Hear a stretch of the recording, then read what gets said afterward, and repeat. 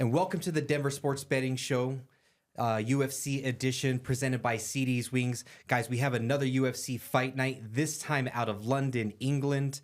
And this week we have a really killer lineup. I was very surprised looking at this UFC card. So guys, make sure you get your wing order in because these fights, they start early. They get heavy right off the bat. And as always, I have my UFC experts, Agan, Taylor, and Micah, as they call him the Super Jew. Yeah, let's get it, boys. So what do we have this weekend? We have some really killer fights, but we're going to talk about only the top three. So we'll start off with Kevin Holland and Gunnar Nelson. Who do you like in this one? I got Holland. Holland? Yeah, I got Kevin Holland in this one as well. All right. And I have Gunnar by strangulation. Gunnar by strangulation. So, I mean, he's very, very capable of that. Why do you think he's going to get the choke on this one? Going back to his fight with RDR and just how easily and seamlessly RDR was able to get into the positions they need to. RDR is very good in jiu-jitsu, yes, but as a martial artist, there's some holes there. His ability to find takedowns and get to those positions is hard, and he did it really easily against Kevin Holland. And Gunnar is somebody who chases the back till death, and I think he's going to get it find it easily. So Gunnar Nelson, he was kind of that early prospect, 2015, 2016. He was really on the rise, kind of falling off. Now he's up there in age. You don't think he might struggle a little bit against Kevin Holland? I know we were talking about how he's on a layoff and things like that, and this whole fight card is kind of similar, where you have an older guy going up against a younger guy, and the older guy's coming off a layoff and things like this. But knowing Kevin Holland and just how inconsistent he is and how he's typically not going to train appropriately for the opponent he's fighting, he's just going to train. I don't think he's doing the right things in his camp to keep Gunnar off of him. And I think Gunnar still is a dog, and he's big. He's super durable. So Kevin being like a jab-orientated striker, I don't think he's going to be able to put Gunnar away or keep him off him enough for him to find that pressure against the cage and ultimately back him.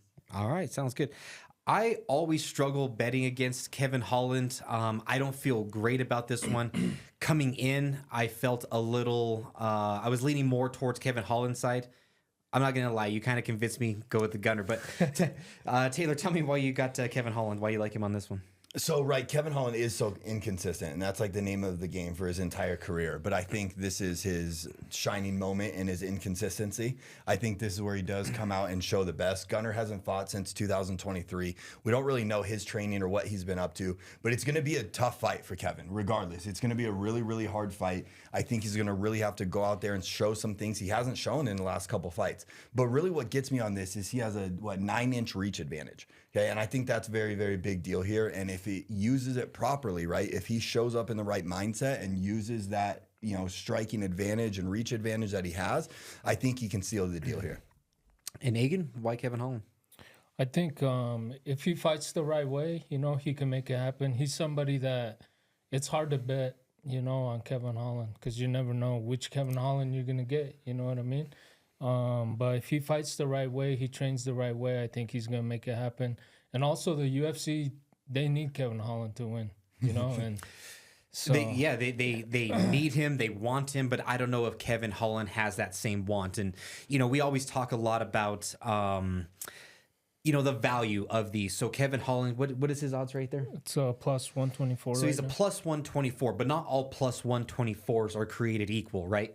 There's some guys that are really going to go out there and fight for your money, and there's other guys that just simply won't. Yeah, I think this line moves. I think as we get closer to fight day, I think Kevin Holland is more and more of an underdog. Yeah, I agree. So Micah, you're a fighter as well. I attempt to be, yes. Yeah, well, you have a good record. I mean, be sure to follow him on Instagram, Super Jew. That's one of my favorite names. Is that what they announce you as when you come out? Yes, yeah. So far, 6 for 6 as a pro. I love it. Yeah, it's good. Good. So tell me, as a fighter, when you're training, you have to have the heart, obviously. Does it seem to you like Kevin Holland has that heart to be, fighting at the top level here, from what you've seen? Heart, I think there's a lot of fighters that don't necessarily love to fight, might not have the heart to fight. If we're saying heart as in that like grit and determination to be able to like get through bad positions and bad places. I definitely believe Kevin Holland has that. He's a dog. He's a gangster. He's a fighter, true and true. But I think, the whole term with silky sheets and things like that, he's been around long enough. He's done very good with marketing, get paid very well with his fights. I know that he's in a position now that he's taken care of. He talks a lot about how he's in real estate, buying properties, buying clubs and things like this. So I think it's not necessarily, he doesn't have the heart, but I just don't think he has necessarily the proper motivation anymore, because I think because of his name base, regardless of how he loses, as long as he puts on a good performance, as long as he talks in the mic leading up to the week, we're talking about him now, not because he's on the 1-3 record coming into it, but particularly because he's fun, exciting, cool to talk about. So because you have that niche quality in UFC, you don't necessarily have that motivation where if I lose this, I'm going to get cut. If he's a different person, he probably gets cut off this loss. Being who he is and what he's done for the company and how Dana and the fan base likes him, he's safe and he's taken care of. And that is a dangerous thing to be as a fighter, is being in a safe position. Yeah, and I couldn't agree with you more. Maybe I used the wrong word in saying heart, because you have to have tremendous heart to be at this level, but the motivation to go out there. And like I said, I always say this, we're a betting show. So we're putting our hard-earned dollars on these fighters to go out and perform. And I always have trouble betting on Kevin Holland to go out there and perform. So for me, this might be a Gunnar Nelson move. So moving on, we have, this is my favorite fight of the night, Jan Błachowicz versus Carlos Ulberg. Egan, who do you like in this one? Ulberg. Okay. I like Carlos's in this one as well. All right. Micah? I so badly want to pick Jan, but unfortunately Ulberg. Oh, wow. Okay. Ulberg across the board. So how do you land on Ulberg?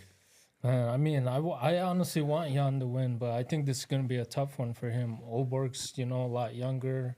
He's really powerful. So I think he's going to make it happen. Jan hasn't fought in a couple of years, so we'll see. It's going to be interesting. Coming off an injury, too, for poor Jan. I love Jan.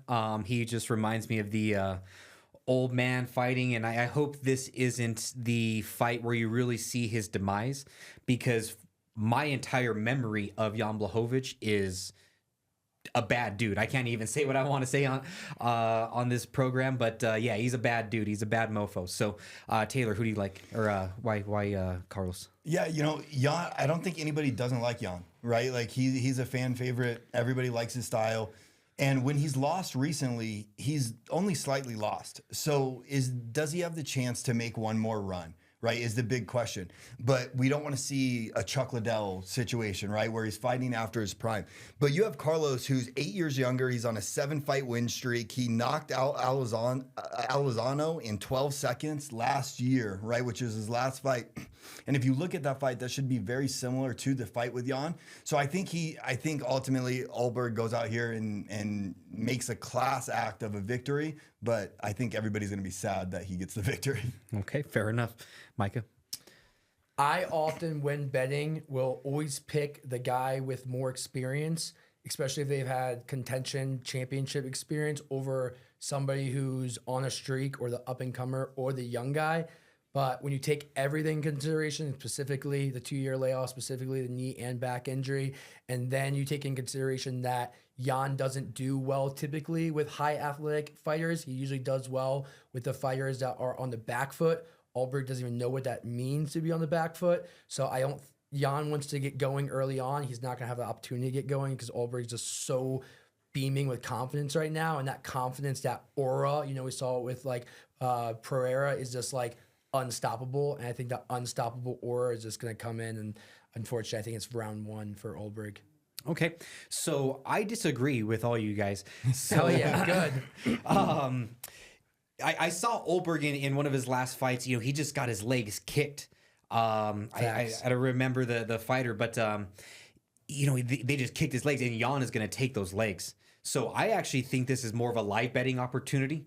I do see Ulberg maybe winning round 1. Sure. But Jan coming out, winning rounds 2 and 3, going to a decision. I don't see either of these guys getting knocked out. Jan's got a granite block for an head. Facts. If he does not get knocked out by Pereira, he's not getting knocked out. Yeah, that's facts. So I do see Jan walking away with a win on this one. Do you see any path to victory, Micah, for Jan Błachowicz? I love Jan. Everyone loves Jan. All fighters love Jan because he's like Glover Teixeira. He's one of those guys that personifies toughness, personifies just staying in the sport until you get what's yours. And I do like that idea. And Ulberg is somebody who isn't a technician, right? He's somebody who uses athleticism, his size and strength to his advantage. Jan knows playbooks through playbooks. He's fought in every type of fighter. So again, that experience might carry it through. I do love his leg kicks. I do think that's a great idea. Ulberg is super front foot heavy. So I do see it happening. Ulberg does get tired in the later rounds. So I would say this, if it goes over 1.5, I think it's a great live bet to hit Jan for sure. Yeah, if I Does see it get there? I don't know. Yeah, unless Jan is just like getting pieced up in round 1, I think that's a live bet for me. So, Taylor, as far as competition for Carlos Ulberg, I see Jan as just that step up. He's that gatekeeper in the top 5. I don't think Carlos Ulberg has really faced anybody like Jan. So, I mean, do you think he might struggle against this top tier competition? Yeah, I think he will. But like Micah was saying, I think his forward pressure is going to be just too much for Jan to deal with at this point in his career. But yeah, it's the biggest step up by far. This is the biggest fight of his life on Saturday evening. You know, this is his make or break moment right here if he's going to emerge into the top 5 in the division. Yeah, I agree. So with that being said, we are on to our main event, Leon Edwards versus Sean Brady. Agan, who do you got in the main? This is a tough one for sure, but I got Leon. Okay. And yeah, this is a really, really tough and close fight, and I do got to lean towards Leon Edwards. All right, Micah? I've jumped back and forth on it quite a few times.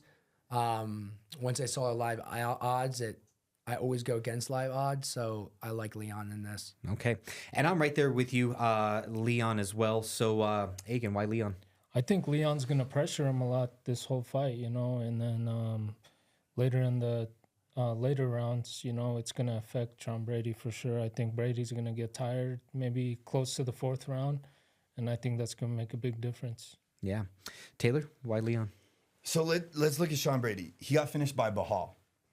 He finishes no one. Okay, and he finished Sean Brady. So I think that speaks a little bit to Brady's chin. And if you look at it, who was Leon was supposed to fight Jack De La Mia, right? And he was supposed to be like the title contender in fight.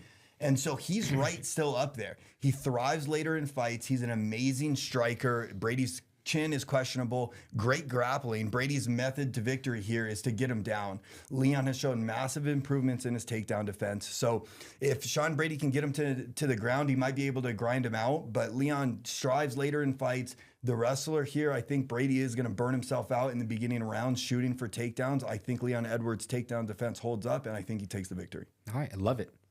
Micah? Kind of copy paste, in the Bilal fight, which I had Bilal winning that fight, he went in as a dog in that fight. Brady got tested for the first time, right? That undefeated, haven't been tested, been running through everybody. You believe everything that your coaches have been telling you. You believe everything your family, your own mind's been telling you. You think you're that. And then when you have somebody put pressure on you, you fade and you collapse. Now you see typically what happens when those guys do lose is they come back a better fighter. They come back more mentally strengthened than before, right? It wasn't necessarily like Bilal knocked him out with one shot. It was like he dogged him into exhaustion, basically. And Sean basically put himself into exhaustion in that fight. But similar, I think Leon Edwards is too much of a technician. I think Sean Brady's striking is too rudimentary for him to be able to get anything off or be able for his feints or his setups for his takedowns to work, because Leon's going to know what he's going to be trying to do for his setups. So I think Leon just using his technician mind, using his ability to grapple on the cage, that he put 2 camps into it. I think he should get this done, especially as the later round goes. Sean Brady gets more and more tired. And you brought up a really good point, Taylor. So Leon Edwards was getting ready for JDM, who's a striker. Now he switches over to Sean Brady, who's a grappler. So he had about 4 weeks preparation for a striker and about 4 weeks preparation for a wrestler. I think that's the best possible outcome for a camp, right? Leon Edwards kind of seemed to me like somebody who does just enough. And he's a UFC champion, so I'm not trying to talk down on him at all. But you don't really see kind of the above and beyond training videos out of Leon Edwards. What do you think that? Do you think that getting ready for one fighter and then a different style of fighter this week, does that benefit him at all? I don't know if it benefits him. I don't know if it hurts him. But let's face it, he prepared for Kamaru Usman, so he's prepared for a better wrestler than Brady before. And man, I love Leon, right? I love his story. I love everything that goes into his career, his victory in the championship. And so I see him being able to take all the experience he's had fighting Kamaru Usman, fighting the top, and winning the championship belt. And you see it on display here. Yeah, I agree. I definitely think there's an athleticism and a speed difference. Do you kind of see the same thing, Egan? Yeah, I mean, both of these guys, I tough. mean, they're different styles, you know what I mean? They're both pretty quick, but just the way that Leon has improved his entire game, is going to make the biggest difference. Yeah, and I don't think he's a great grappler, but I think he's a great defensive wrestler. I don't think he's going to choke anybody out, but he can handle himself. He's not like early on in his career where he would just lay on his back and just get mopped the floor with. So the other thing that I think nobody is really talking about right now, this fight's in London, England. Fact. He's fighting at home. Yeah. And anybody who's played any kind of sport knows you play harder and you fight harder in front of your home crowd. Micah, why don't you tell everybody what that does for a fighter's mentality? Both sides of that coin are 100% true. When you're in that later round, you're in that bad space in the fight, maybe even in your mind, and all you hear are words of affirmation coming from the crowd, it creates motivation. On the opposite side, I remember when I was fighting in my amateur days, Jason Scott, and I'm beating the heck out of the kid, kneeing him in his face, and the crowd just screaming this kid's name. And I almost felt like the aura of the room brought this kid out of it. I was like, man, I can't put this kid away. So I do think it's a big, big thing, especially when you're talking about international fights, because I truly believe, no disrespect to American fans, but the outside U.S. fan base is, one, more knowledgeable, and two, bigger supporter of their fans. So with him being one of the few Londoners on that card, it's going to get super, super loud, especially when he fights. Again, Sean Brady being a younger guy, being a guy who has to answer the questions. Leon has already answered the questions. He's been there. I think that does actually add a lot to this fight. Yeah, I love it. So, guys, this fight card starts at 11:15 this Saturday, so be sure to get your order in at CD's Wings. And, guys, follow along with our picks. We are giving out winners every single week. We had Roman Dolidze last week, the underdog. We are the only show right now that pays you to listen. So again, get your wing order in early and get your bets in early, because these fights are coming to you live from London, England, 11 a.m. Mountain Standard Time. So thank you guys. Thank you, Micah, for joining us today. Appreciate you and we'll guys. see you next week. Excellent.